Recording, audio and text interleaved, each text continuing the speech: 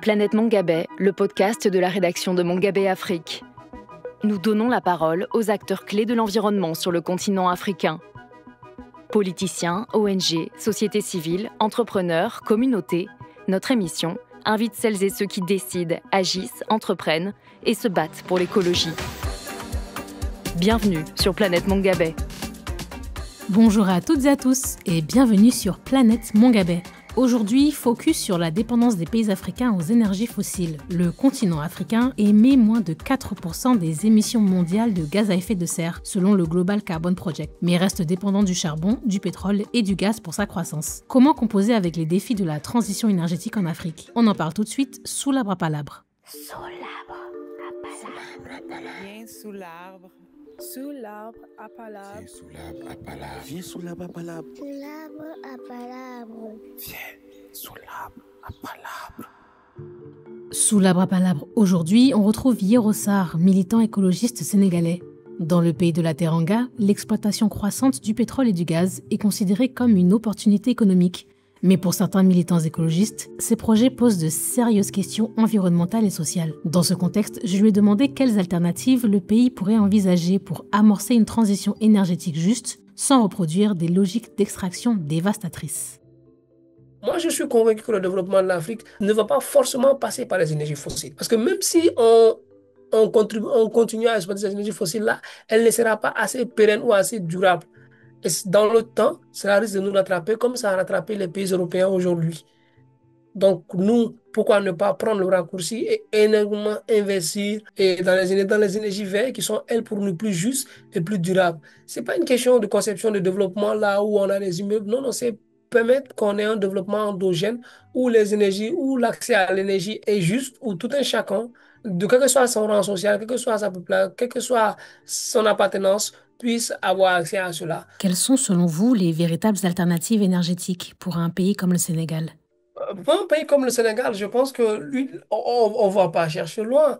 Le Sénégal aujourd'hui est l'un des pays qui a l'un des temps d'ensoleillement les plus élevés au monde. Et qui parle de temps d'ensoleillement parle d'énergie solaire. Je pense que l'énergie solaire, bien vrai nous sommes à 2 ou 3 grandes centrales d'énergie solaire. Je pense que ça serait vraiment bénéfique qu'on investisse là-dedans. Ce sont des alternatives qui nous permettront de pouvoir vraiment avoir une autonomie et pourquoi pas vendre l'excès d'énergie à nos pays voisins. Au-delà aussi, je pense aussi à l'énergie géothermique. Je suis convaincu que le Sénégal pourrait énormément investir là-dedans. On a l'un des premiers et l'un des plus grands parcs éoliens de toute la zone de l'Afrique de l'Ouest. Je vois que le Sénégal a énormément de potentiel en matière de cela. Donc, il ne faut pas énormément qu'on se focalise sur le pétrole et sur le gaz. Et investir dans ces énergies-là nous permettrait, nous, de manière très durable, de manière très efficace, de manière très juste, à ainsi pouvoir fournir de l'énergie et pouvoir être autosuffisant dans ces énergies-là. Quels sont aujourd'hui les principaux freins à une transition énergétique au Sénégal ? Il y a un énorme problème de financement et aussi il y a un énorme problème de transfert de technologie. La plupart de ces entreprises-là qui ont mis en place, par exemple, je prends le parc éolien au Sénégal, il a été mis en place en collaboration avec l'entreprise Tesla, depuis les États-Unis. Ce qui fait que la plupart des grands projets ici, que ce soit des projets, des projets liés à des énergies vertes ou à des énergies qui sont moins polluantes, on a besoin d'une expertise extérieure. Et là, on est bloqué. Alors qu'on peut partir de notre connaissance à nous et de nos matériels à nous, ce qui va amoindrir les coûts. Au-delà des questions financières, quels sont les blocages politiques à la transition énergétique ? L'autre blocus que je pense qui est commun pratiquement à tous les pays du Sud, c'est la diversité de nos problèmes. On est arrivé à un moment qu'on n'a pas que le problème énergétique qui se pose. Aujourd'hui, on a le problème de stabilité politique, on a des problèmes qui sont vraiment urgents, c'est-à-dire à l'instant, le budget va être englouti par les problèmes de santé, le budget va être un problème par les problèmes d'éducation. Au final, on est vraiment répartis et ça nous coupe, ça nous ralentit énormément là-dessus. Et pour moi, ce sont ces freins-là qui nous empêchent aujourd'hui d'aller vers le 100% énergie verte. À quoi ressemblerait selon vous un modèle énergétique sénégalais qui soit à la fois juste et durable ? Pour moi, le modèle économique juste, c'est de permettre à toutes les régions du Sénégal d'avoir une sorte d'autonomie énergétique à elles-mêmes. Ça peut paraître assez assez utopique, mais je pense que en y réfléchissant, on y arrivera. Et en se focalisant là-dessus, on pourra énormément permettre au Sénégal vraiment d'avoir cette autonomie en énergie en cette autonomie énergétique qui est pour moi hyper important et qui pourra consolider ce que nous cherchons tous, la souveraineté, comme tous les pays africains le cherchent aujourd'hui actuellement. Dans cette partie dédiée à la voix des communautés, direction Lubumbashi en République démocratique du Congo, où les citoyens font face aux coupures d'électricité quotidiennes répétées. En réponse à ces défaillances électriques, des foyers investissent dans des solutions solaires autonomes. Écoutez les voix croisées de Germain Moukalai, ingénieur en énergie solaire, et Marie-Marguerite Zahabou, habitante de Lubumbashi, au micro de Didier Macal.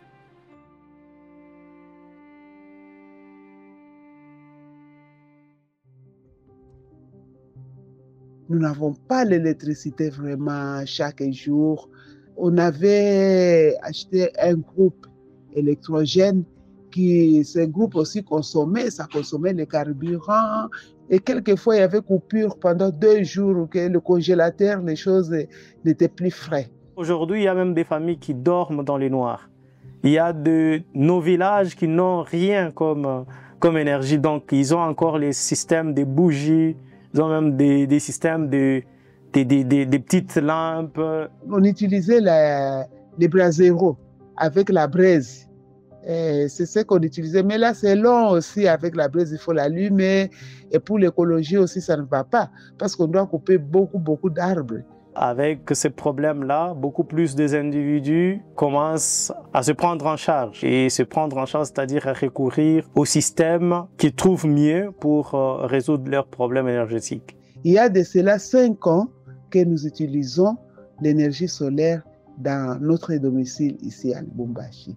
Il y a eu beaucoup de changements. Nous sentons qu'on est un peu calme. On n'est plus stressé. Donc, tout d'abord, nous avons un frigo. C'est un frigo qui fonctionne avec l'énergie solaire. Ça va très bien. Vous mettez les choses ne s'abîment plus. Les lumières de la maison. Maintenant, ça fonctionne avec l'énergie solaire. Donc, tout ça fonctionne 24 heures sur 24. Plus il y a de problèmes énergétiques dans la société, plus il y a de demandes pour soit un devis, soit prendre des renseignements, soit souscrire directement à un kit pour résoudre leurs problèmes énergétiques. On diminue beaucoup les dépenses. Par exemple, avec l'électricité, ce qu'on payait pour l'électricité pendant 1 mois, nous arrivons à payer pendant 2 mois. Donc, beaucoup d'avantages, vraiment. L'énergie solaire a évolué dans notre pays. Il y a beaucoup plus de gens qui se sont formés, auto-formés dans ce domaine. Il faut que maintenant le gouvernement intervienne.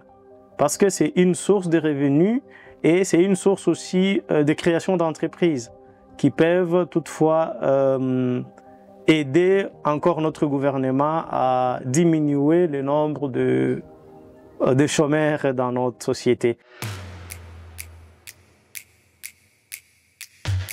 Planète Mongabé.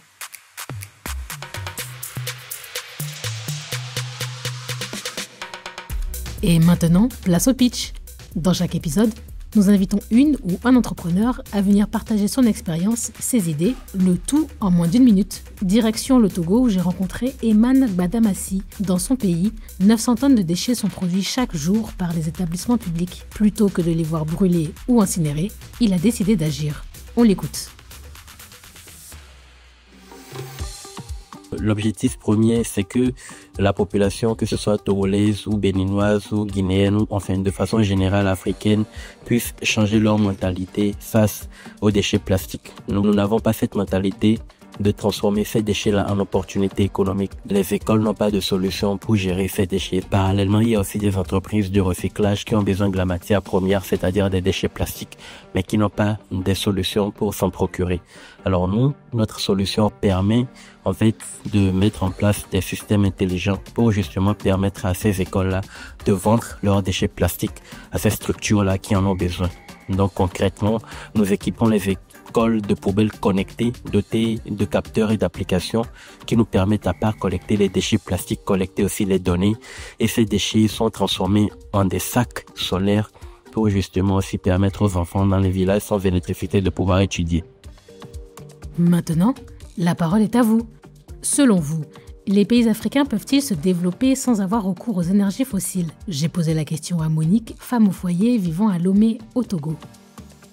Bon, à mon humble avis, je pense que c'est possible à long terme, mais très difficile à court terme. Les énergies fossiles représentent aujourd'hui une grande part des ressources économiques pour beaucoup de pays africains. Donc, sans passer du jour au lendemain serait un gros sacrifice. Mais avec les investissements sérieux dans les énergies renouvelables, les pays africains peuvent sauter certaines étapes du modèle occidental et aller directement vers un développement plus propre. C'est une question de volonté politique, de financement et de transfert de technologie.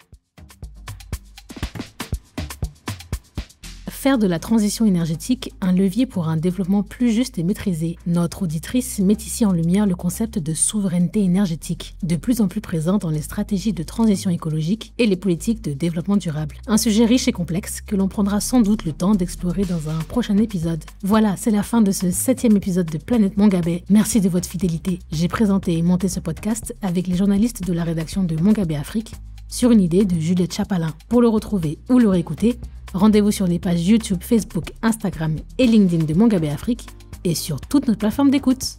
À bientôt!